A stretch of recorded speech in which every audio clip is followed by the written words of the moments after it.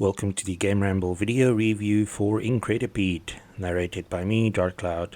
As always, the full text version of this review can be found on the GameRamble website, linked below. The TLDR is that Incredipede is a unique puzzle title that challenges you to complete levels by controlling the muscles of one of the most bizarre creatures ever to feature in a game.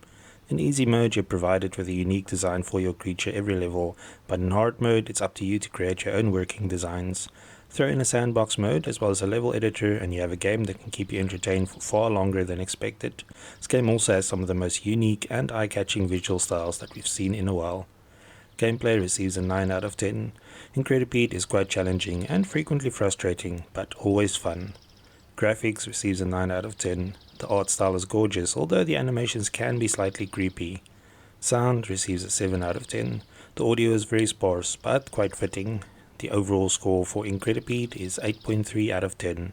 And now for the full review. Incredipede is a game about a peculiar creature named Quazzle, who is on a quest to rescue her sister from some rather unsavory invaders who showed up to disrupt the tranquility of her home. However, to have any chance of rescuing them, Quazzle will have to traverse 3 worlds fraught with danger and obstacles. Along the way, she will also have to collect numerous collectibles to appease the guardians who watch over the gates to the next world. This is a mission that would have been tricky enough if Quazzle was the usual platform game hero, like a humanoid or animal, but she's most definitely not. Instead, Quazzle's an Incredipede, which means her body basically consists of a giant eyeball that has sprouted numerous arms and legs. In another strange twist, she can grow new arms and legs to change her shape. Incredipede feels like 2 games in one, depending on the difficulty level you select. Playing on normal first is highly recommended as it will give you a feel for the unique control method. Your objective remains the same: collect the items on the level and then make your way towards the beam of light that signifies the exit. However, the way you do so will differ dramatically. In normal mode, you're given a pre-made creature to work with, while hard mode busts things wide open and gives you complete control over designing your own one. Playing through normal mode will give you a good idea of just how many creature combinations are available, but the sky is the limit when it comes to making your own.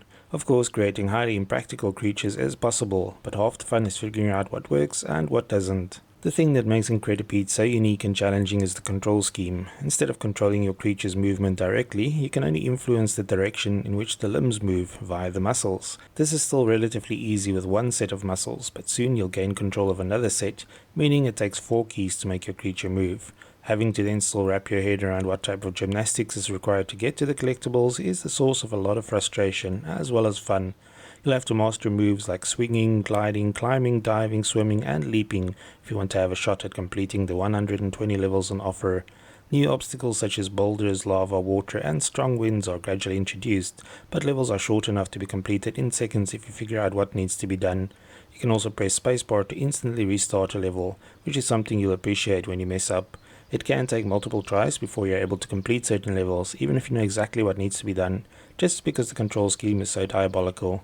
Another thing about Incredipede that immediately stands out is the visuals. The game has a unique look, which comes courtesy of an artist named Thomas Cheyenne. Apparently his primary medium is woodblocks, but after the developer of Incredipede saw some of his work on Wikipedia, he got in touch with Thomas and convinced him to handle the visuals for the game. The result is a game with eye-catching visuals that look unlike anything else out there. The animation is quite impressive considering the sheer number of creature combinations and ways your creature moves.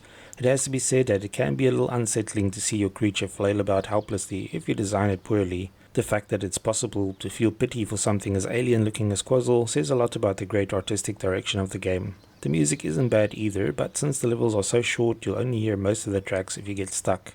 Typically levels start eerily quiet and the music only kicks in after a while.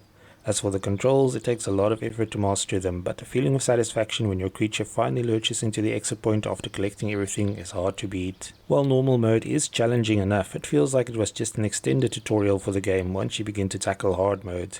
Here you can let your imagination loose and develop the most unique creatures you can think of. The game even allows you to save the creatures you have created and send them to a friend who owns the game so they can try out your abominations.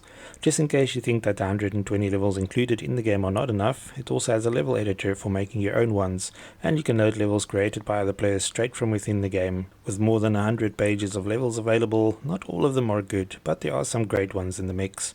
We also have to mention the achievements in this game, which have nothing to do with the actual game, but instead requires you to research and interact with actual insects.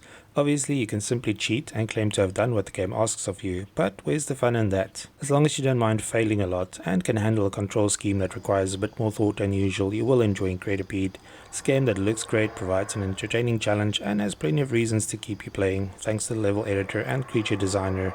Even if you grow tired of the levels, it's still a lot of fun to mess around in the sandbox mode to see the weirdest design you can come up with. The graphics of Incredipede have also aged quite well, so it looks as vibrant and unique as it did when it was first released. If you like unique puzzle titles, then you really shouldn't hesitate to add Incredipede to your library. Thanks for joining me for this Incredipede PC review. Remember to like, subscribe and share. Until next time.